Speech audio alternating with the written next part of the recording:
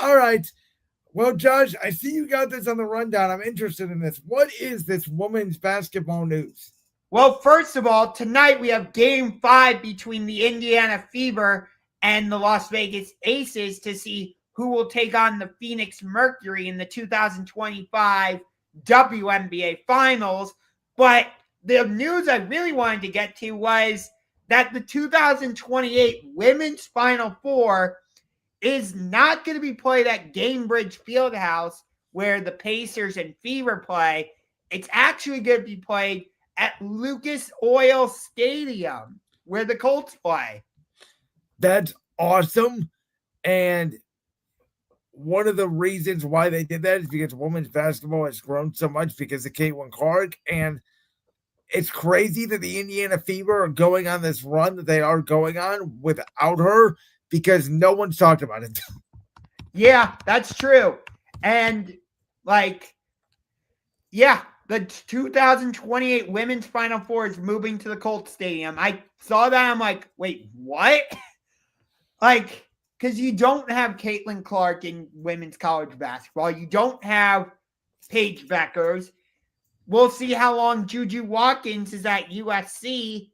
Who's that big star in women's college basketball that's going to drive fans to go to Lucas Oil in 2028? Well, it'll be interesting to see if there's a star in the men's because it feels like now we get a star in the men's every 3 years. It's not every year. Obviously, last year was the big draw with Cooper Flag. But 2 years ago, we were talking about the biggest star in college basketball was Caitlin Clark. That part is true, yes. But it's an interesting time for women's basketball because, well, specifically with the WNBA, because, again, this year, the WNBA Finals is going to be a best-of-7 series rather than best-of-5.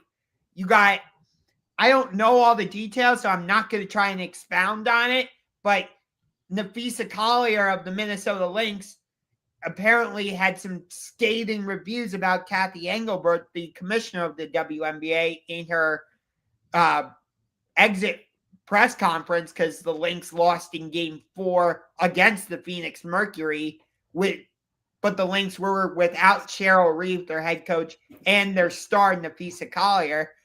Because Cheryl Reeve have in 2028, 2029, and 2030 WNBA expansion.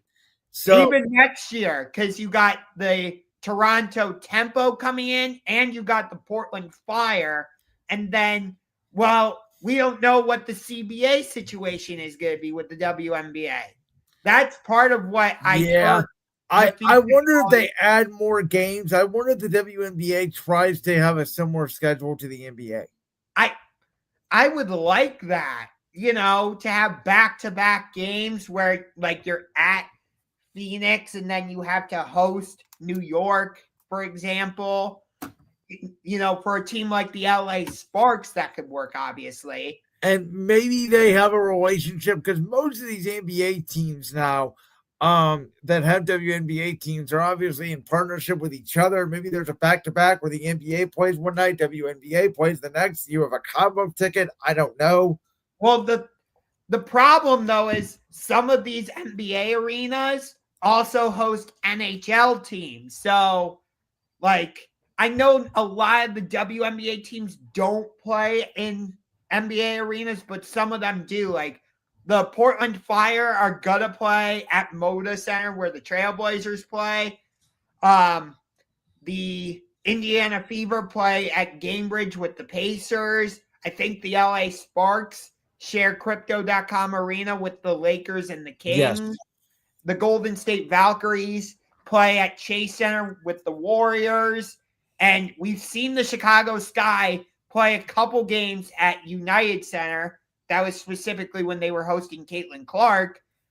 Although Caitlin didn't end up playing in either one of those games. But still, if you want to have more WNBA teams play in these NBA arenas, I guess you can. My guess is the Cleveland team, when they come in, they're going to play at the Cavs arena, which will be interesting because you already have the Cavs and you have the Monsters. Either And that or, I mean, the Wolfstein Center is available. well, not for much longer because it sounds like the Wolfstein Center is going to get torn down and turned into a soccer facility. So what are they going to do with the basketball program? I don't know. Well, that's an interesting development.